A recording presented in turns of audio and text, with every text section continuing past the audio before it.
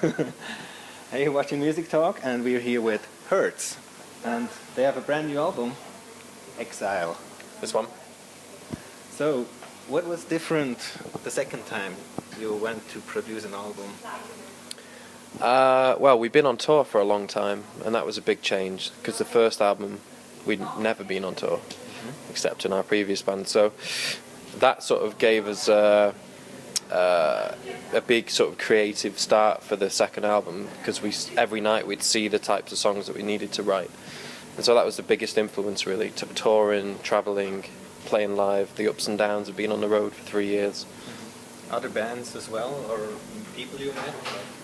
Well, in some way, yeah. I think watching people perform and feeling on stage what songs were missing and what we wanted to, understanding who the band was a little bit more and understanding what types of songs we could sing and what we could write and play and stuff was useful. Playing festivals helped, because when you play to your own fans, you learn less.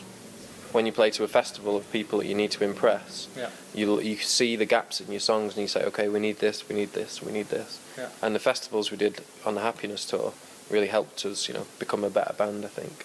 Is it harder to play a festival because your sound somehow needs a little, let's say, not the cave or something, but they need like walls or something, I think, sometimes. It's different playing a festival. Well, now we're so used to it, but at the beginning we felt we only made like nighttime music, but then playing it in the afternoon in the sunshine, the songs take on a different life of their own, and there's a different mood that comes out. So it's nice to be able to do that, and playing around the world helps. Like every night you play in a different venue, your songs feel different and they sound different, and you see things in them you never saw before. So it's nice.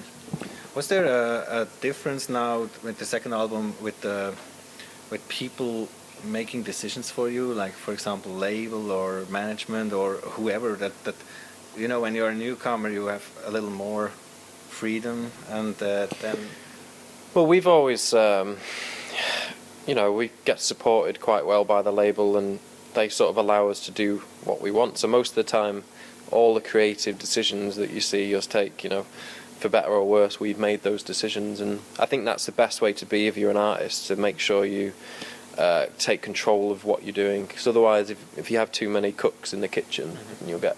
So there were no rules like go to this producer and... No, do you know what, we did enough first time round ourselves, we did it all, and that they trusted us, and they trust us to be in control of it, because it's only really us that know who Hertz are, or where Hertz are going, and because now other people understand, I guess, the fans and stuff, anything that we know that we have to just put our everything into it. You're always also more famous in some countries like Switzerland and Germany. Does that also influence you when you go to the next album? Because you say, well, for example, my home market would expect something like that, but we don't play for them anyway, so maybe go more... It's hard. I think for us, all that does is give us more confidence. It gives us more confidence in the vision we had in the beginning, and the music we made before we knew we were successful in foreign countries was what we believed in, and now we know that if we just stick to what we care about, that will connect with people. So it was very useful having that confidence on this album to push it forward and to try new things. It was like, without that confidence, I don't think we would have made a record like this, I think. It's not that like David Bowie in his new song, you're gonna sing about Potsdamer Platz or something like that. Maybe in 10 years. Yeah. I don't know. Well, talking about David Bowie, he is now, what is he, 70 or something, or 65 or something like that. Can you imagine that you go on and on like that? Yes, I think so. Yeah, I think when we started, I think we always knew that it's a journey making music, and we want to be able to make 4 or 5 albums. We want the next one to be a progression from this one, and I think it's important to try and leave a legacy and not just be around for a couple of years, because pop music can be quite disposable, and that's not what we're about at all. And I think the efforts we go to in terms of making sure every element of an album, single, video, whatever, is as good as we can make it. Hopefully, gives us that sustainability. You know, hopefully we can stick around. Yeah, I mean, that's all we ever want to do is create things and progress. And it feels like the band's very much at the beginning. Still, even though we've been making music for 8 years or something like that, we still feel like it's only just begun. And this album is one tiny step forward. But there's so much more we want to say and types of music we want to try and make and things like that. So. Talking about trying types of music, every musician gets labeled in genres and stuff, and we had this 2 beautiful girls, Gothic girls and stuff.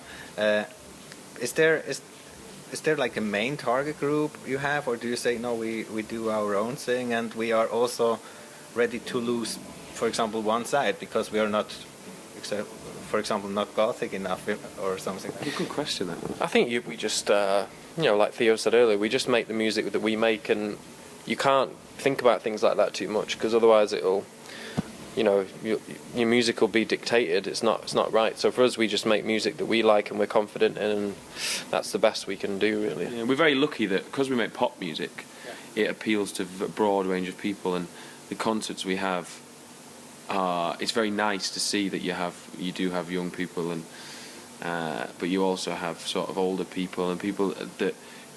It's interesting to watch people from the stage and think, okay, what do they take from it? What do they take from it? It's a lovely compliment for your music, I think, to have that, for it to be broad. Then at festivals you have tons of people who are just talking and not listening. Until we blast them with our music. That's why we make that. That's why we make the music we make, because when we started, we had to make an impact, and music's about making an impact, and it's about being bold, and it's about being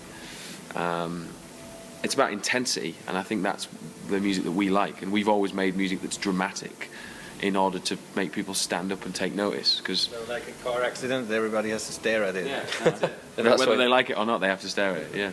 Great. So you guys coming to Bern, Gurtenfestival? We already talked about it.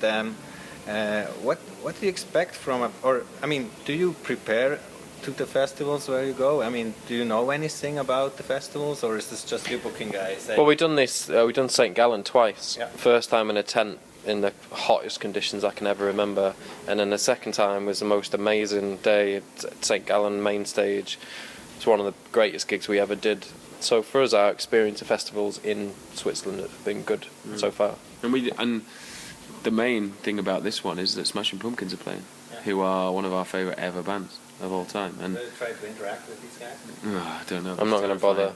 Yeah. Terrifying. But they're a band that we listened to a lot when we were making this album. There was lots of songs, lots of what is it, Melancholy and the Infinite Sadness. We listened to a lot because of the strings and the darkness that's in it. And there's a song like Tonight It's not a million miles away from parts of this album, I think. So it's going to be fantastic. It's a great honour to play with them, I think. That's great. Well, I have 2 tips for you. First of all, when it's summer and good weather, try to swim in the river. I don't know if you guys are swimmers. Yeah. We have the best floating river in the world. Oh, really? Wow. Yeah. Okay. Cool. And if they put you in a bus and it goes in the woods and up the mountain, you're not getting kidnapped, because Iggy Pop was afraid and he screamed and he yelled and he called his manager. Really? Yeah. Okay. It's So on a mountaintop. So. we're not getting kidnapped. No, and we're not going to get paranoid. Yeah. Well, it was great to see you, and we're looking forward to see you on stage tonight, and especially on Gurten, because Bern is my hometown. So. Oh, great. Fantastic. Well, thanks for having us. Yeah, that will be great. Cheers. Thank you. All right. That was her. Exile. Great album, but as you heard, they are the car accident of every festival. So look at them and listen to them. At your service. See you. Thanks. Fantastic. Thanks. Cheers, mate. That's great.